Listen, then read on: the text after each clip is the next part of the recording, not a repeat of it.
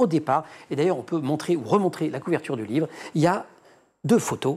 Alors, la première, ce n'est pas celle que je viens de montrer, c'est une autre photo, une photo que vous montrez aux élèves quand vous abordez la Shoah. Elle montre l'exécution de juifs ukrainiens par ce qu'on appelait les Einsatzgruppen. Exactement. Oui, c'est le point de départ du livre, une photographie classique qu'on trouve dans la plupart des manuels du secondaire, très connue des historiens de la Shoah et très connue des professeurs d'histoire-géographie aussi. Et souvent, on passe par la photographie pour faire un début de cours sur la Shoah et cet épisode des tueries par balles.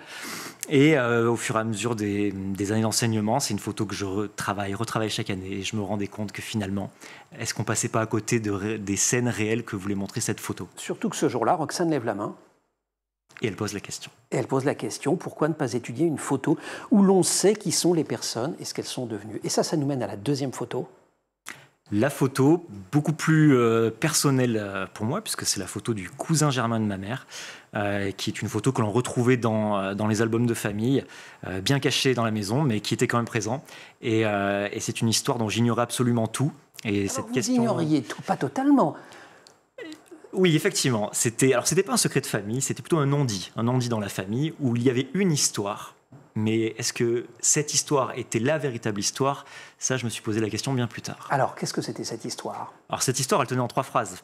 Ma mère avait un cousin germain, raflé parce qu'au mauvais endroit, au mauvais moment, dans une pharmacie tenue par un couple prétendument juif, et ce cousin aurait été déporté, probablement dans un camp, probablement Auschwitz, et il serait revenu.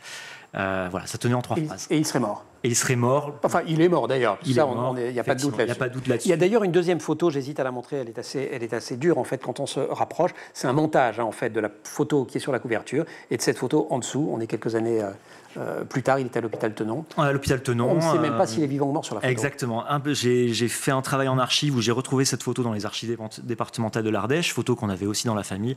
Impossible de savoir s'il est vivant ou mort. Si cette photo est réellement prise à Tenon, il est probablement vivant puisqu'il décédera quelques jours plus tard. Mais voilà, les photos sont effectivement la porte d'entrée de ce livre et la porte d'entrée de beaucoup de cours d'histoire.